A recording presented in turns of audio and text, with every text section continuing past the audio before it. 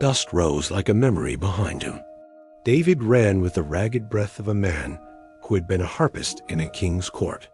Now he was a hunted thing in the hills. The wind tore at his cloak. The scrub tore at his feet. Each step was a betrayal of the life he had known. Palace corridors, the warm hand of a king, yet his feet would not stop. The world had narrowed to the sound of his own heart and the distant, terrible rumor of pursuit. A loyal servant made an enemy. The phrase hung in the air like a curse. How does a man become the quarry of that same sovereign? Destiny is a thing that frightens as much as it calls. It circled him, now not a bright crown, but a shadow that lengthened with every mile. He fled, and in the fleeing the first shaping began. Fear tempered into resolve. Grief folded into a strange, patient courage.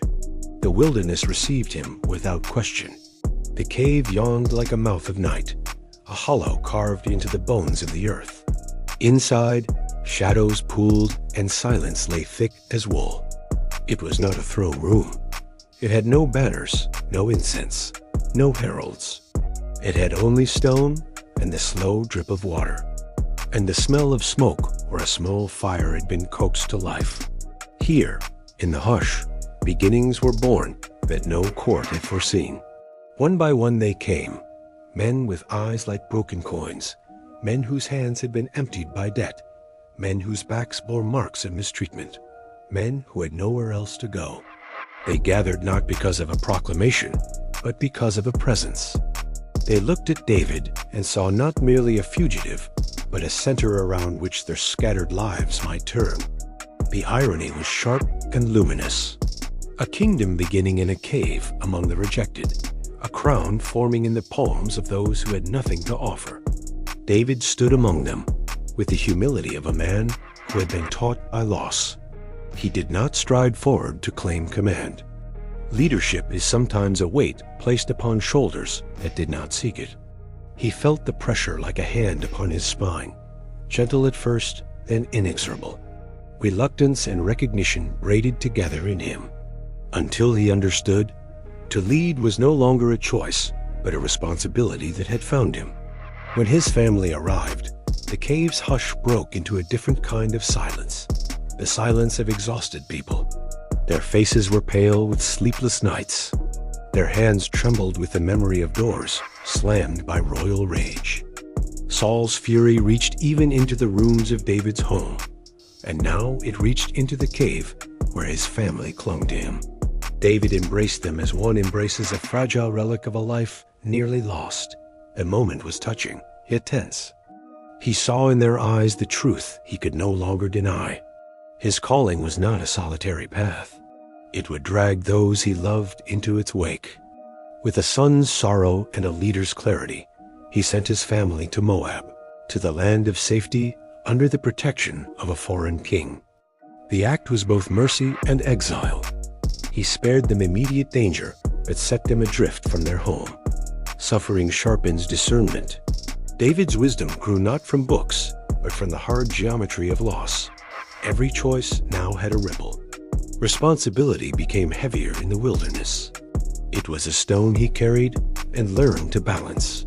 At the mouth of the cave, as dusk bled into night, a silhouette appeared. Not a soldier, not a courtier, but a prophet. Gad stood like a cut of sky, a divine interruption that moved through the camp with the quiet authority of thunder.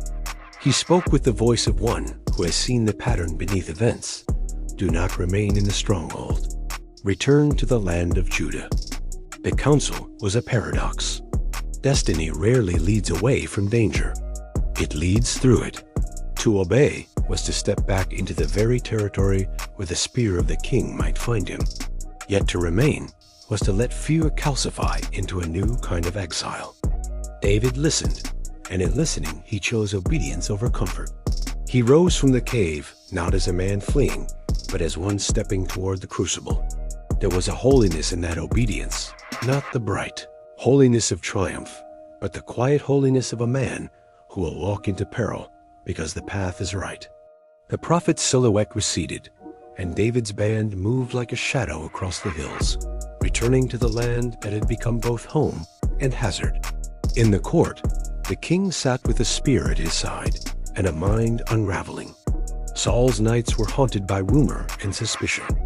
Every whisper of David's name was a fresh wound. He sits alone, tormented, a monarch whose fear had become obsession. He saw in David not a servant, but a rival. He could not see that David sought only to live and to follow the will that had been placed upon him. Meanwhile, news came of Keilah besieged by the Philistines. David's men were not soldiers, but fugitives. Their hands were more used to tending flocks than to wielding spear and shield. Yet David prayed, and the answer came like a blade of light through cloud. He led them with a precision that surprised even those who followed him. The rescue was swift, fierce, and merciful. Townspeople saved, enemies routed, a people spared by a leader who had no throne to claim his victory. The victory was public and yet hollow. Word reached David that the very people he had saved might hand him over to Saul. The sorrow sat heavily. To do good and be betrayed is a particular grief. David left Keilah quietly, carrying the knowledge that heroism does not guarantee safety, that righteousness does not inoculate one from treachery. He moved on, the weight of leadership pressing at his shoulders like a mantle he had not asked. The wilderness of Ziph was a land of stone and thin grass, a place where the horizon seemed to hold its breath. Movement there was constant. Rest was a luxury. It was in this barren place that Jonathan came, not as a prince with a court, but as a friend with a covenant. Their reunion was sacred, a brief temple of loyalty in a world unmoored. Jonathan strengthened David's hand in God and declared, with the solemnity of one who speaks fate, that David would be king. Two souls bound by oath in the face of a collapsing order. It was a moment of prophecy and of farewell, for both men knew the road ahead would separate them. The tenderness of their bond was a counterpoint to the violence that stalked. Then came Maon, and the mountain between them and Saul. The air tightened, the gap closed. David stood upon one slope, Saul upon the other, and the world seemed to hold its breath as if waiting for the final stroke.